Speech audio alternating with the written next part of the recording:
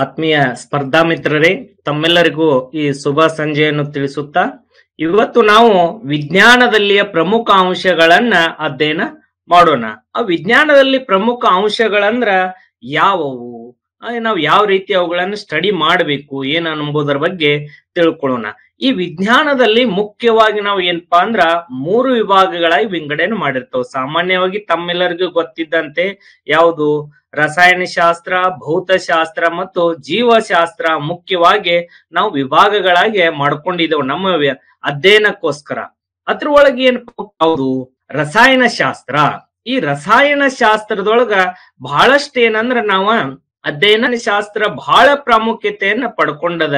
ನಾವು ನೋಡ್ರಿ ಸಾಮಾನ್ಯ ಹೇಳುವಂತೆ ಕೆಮಿಸ್ಟ್ರಿ ಫಾರ್ ಲೈಫ್ ಅಂತ ಕರಿತವು. ಈ ಕೆಮಿಸ್ಟ್ರಿ ಇಲ್ಲದ ಯಾವುದೂ ಕೂಡ ಆಗುದಿಲ್ಲ, ಕೆಮಿಸ್ಟ್ರಿಯಿಂದನ ಎಲ್ಲವೂ ಕೂಡ ಸಾಧ್ಯದ ಅನ್ನೋದನ್ನ ನಾವು ತೋರಿಸಿಕೊಟ್ಟಿದೆವು.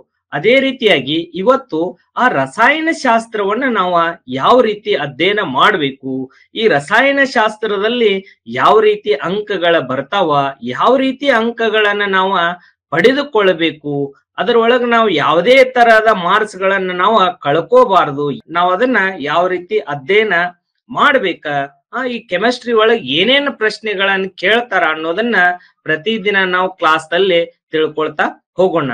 ಈ ನಾವು ರಸಾಯನ ಶಾಸ್ತ್ರದಲ್ಲಿ ಮುಖ್ಯವಾಗಿ ನಾವು ತಿಳ್ಕೊಳ್ಬೇಕಾಗಿದ್ದು ಏನಪ್ಪಾ ಅಂತ ನಮಗ ಗೊತ್ತಾಗ್ಬೇಕು.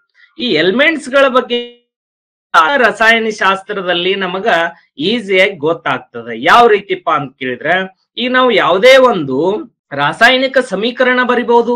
ರಾಸಾಯನಿಕ ಸಮೀಕರಣ ಬರಿಬೇಕಾದ್ರೆ ಅದಕ್ಕೆ ಸಂಯುಕ್ತಗಳು, ಆ ಧಾತುಗಳು ಗೊತ್ತಿರ್ಬೇಕು, ನಮಗೆ ಎಲಿಮೆಂಟ್ಸ್ ಗಳು ಗೊತ್ತಿರ್ಬೇಕು. ಆ ಎಲಿಮೆಂಟ್ಸ್ ಗಳು ಗೊತ್ತಿದ್ದಾಗ ನಾವು ನಮ್ಮ ಸೂತ್ರಗಳನ್ನು ಮುಂದೆಲ್ಲ ಈಸಿಯಾಗಿ ಬರಿತಾವ್. ಯಾವ ರೀತಿ ಅವನ್ನ ಸಂಯುಕ್ತಗಳನ್ನ ಮಾಡ್ಬೇಕು, ಆ ಸಂಯುಕ್ತಗಳನ್ನ ಮಾಡಿದಂತವನ್ನ ನಾವು ಸಮೀಕರಣ ರೂಪದೊಳಗ ಬರಿಬೇಕಾಗ್ತದ. ಯಾವ ರೀತಿ ಸಮೀಕರಣಗಳನ್ನ ಬರಿಬೇಕು, ಅವನ್ನ ಬ್ಯಾಲೆನ್ಸಿಂಗ್ ಮಾಡೋದಾಯ್ತು, ಅವು ಇಲೆಕ್ಟ್ರಾನ್ಸ್ ಗಳನ್ನ ಯಾವ ರೀತಿ ಶೇರ್ ಮಾಡ್ತಾವ, ಇಲೆಕ್ಟ್ರಾನ್ಸ್ ಗಳನ್ನ ಯಾವ ರೀತಿ ತೆಗೆದುಕೊಳ್ತಾವ ಎಂಬುದನ್ನ ನಾವು ಸಮಗ್ರವಾಗಿ ತಿಳ್ಕೊಬೇಕಾದ್ರ ನಮಗ್ ಮುಖ್ಯವಾಗಿ ಏನಪ್ಪಾ ಅಂದ್ರ ಈ ಧಾತುಗಳ ಬಗ್ಗೆ ನಮಗ ಪರಿಕಲ್ಪನೆ ಇರಬೇಕು.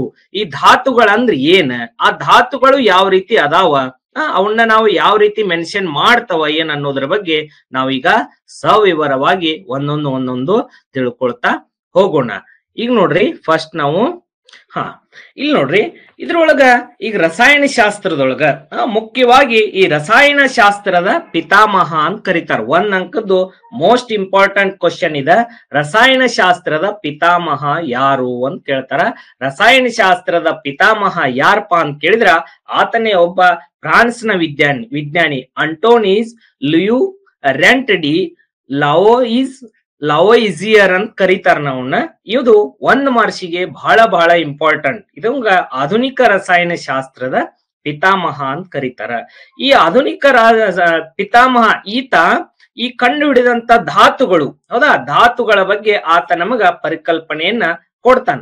ಆ ಧಾತುಗಳನ್ನ ನಮಗ ಪರಿಚಯಿಸಿ ಕೊಡ್ತಾನ.